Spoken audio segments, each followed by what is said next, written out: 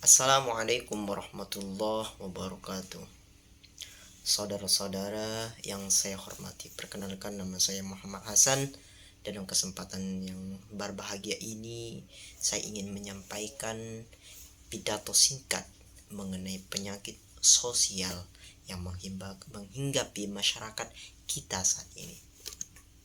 Hadirin yang saya hormati, penyakit sosial merupakan suatu kondisi atau fenomena yang merusak hubungan sosial di masyarakat.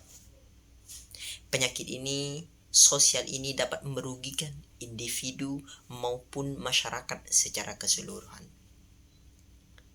Beberapa penyakit sosial yang umum terjadi adalah tindakan kekerasan narkoba, kriminalitas, intoleransi, serta kejahatan cyber. Tindakan kekerasan, baik fisik maupun verbal, telah menjadi ancaman serius bagi perdamaian yang harmoni bagi masyarakat. Kebanyakan tindakan kekerasan ini terjadi karena ketidakmampuan individu untuk mengontrol emosinya. Oleh karena itu, penting bagi kita semua untuk membangun budaya kekerasan yang bebas dan saling menghormati.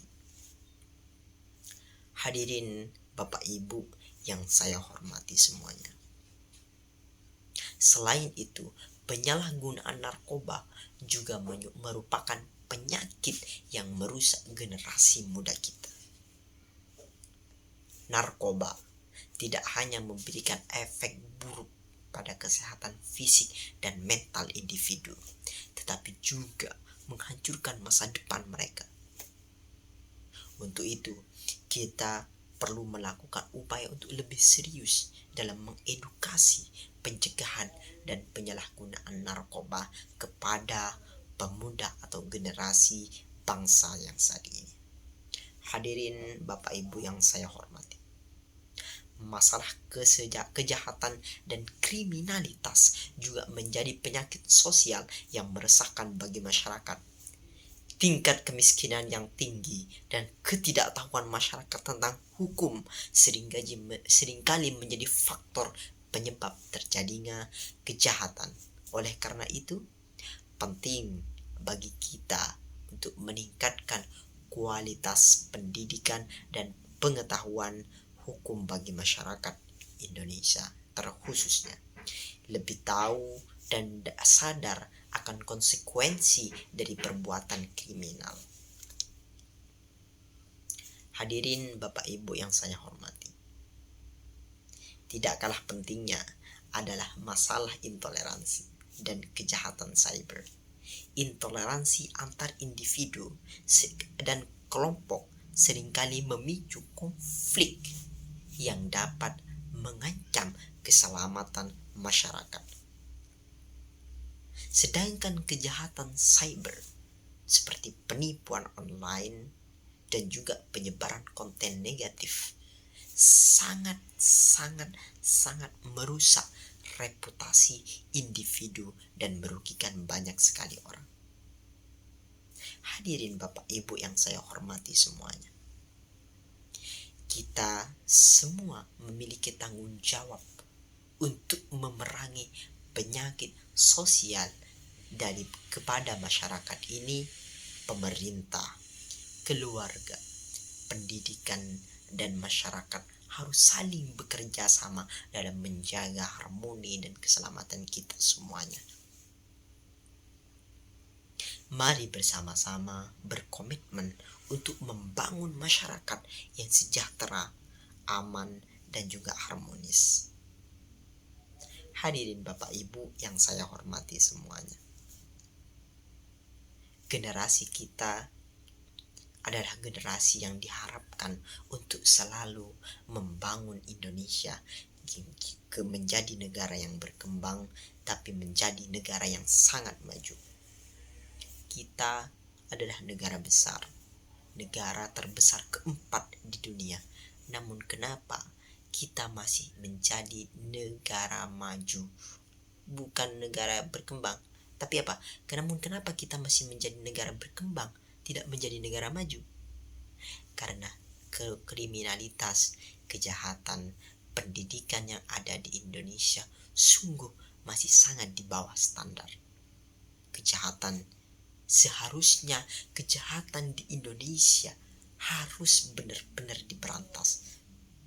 Terutama pendidikan. Pendidikan di Indonesia sangat-sangat jauh ketimbang pendidikan pada negara-negara yang maju. Sehingga kenapa Indonesia ini tetap dari dulu zaman Soekarno, Soeharto, Habibie, Gus Dur, Megawati, SBY, dan saat ini Joko Widodo. Kenapa itu masih menjadi negara yang berkembang? Karena itu masalahnya adalah terletak pada pendidikan dan kesejahteraan sosial bagi masyarakat yang ada di Indonesia. Miris mendengarnya ketika kita mendengar bahwasanya anak SD sudah bisa atau sudah melakukan yang namanya mengisap narkoba atau sabu-sabu. Sungguh sangat miris. Padahal itu adalah generasi harapan kita di masa depan yang akan membawa Indonesia lebih tinggi ke depannya. Sehingga kalau anak SD saja yang umurnya masih belasan tahun sudah mengkonsumsi narkoba dengan bebas, apalah daya yang sudah besar, apalah daya teman-temannya, apalah daya anak-anak SMA yang sudah lebih dewasa pikirannya.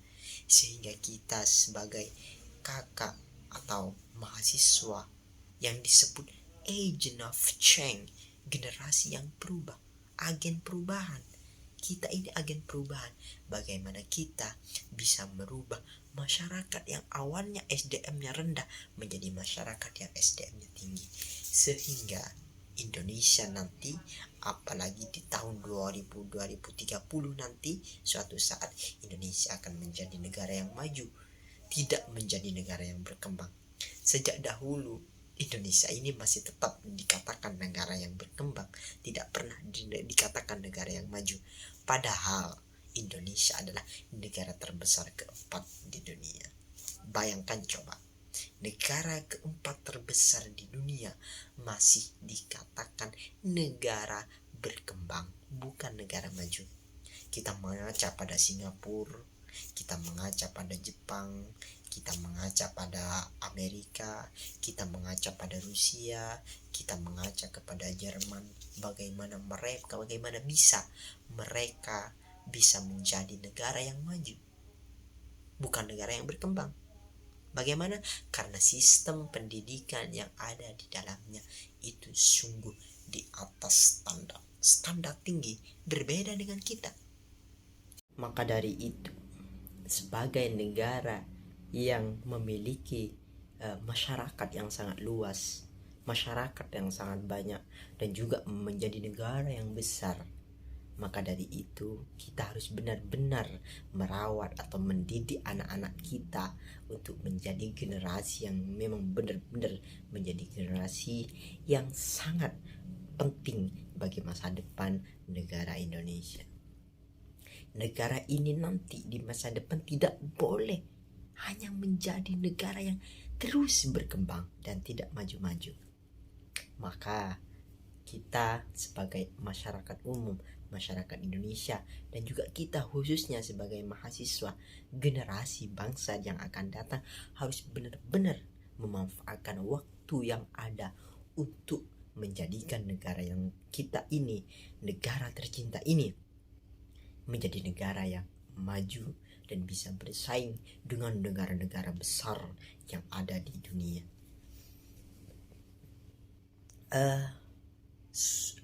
Soekarno pernah berkata, berikan aku 10 gunung, maka aku akan hancurkan. Berikan aku 10 pemuda, namun aku akan mengguncang dunia. Maka apa artinya?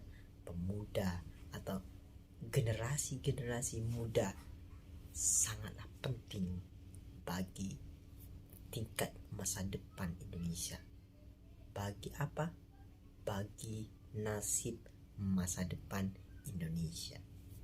So everything will be well if we always work hard to get our mindset to get our dream in the future. Jadi sekian dari saya, mohon maaf bila kesalahan. Hadanallahu wa iyyakum. Wassalamualaikum warahmatullahi wabarakatuh.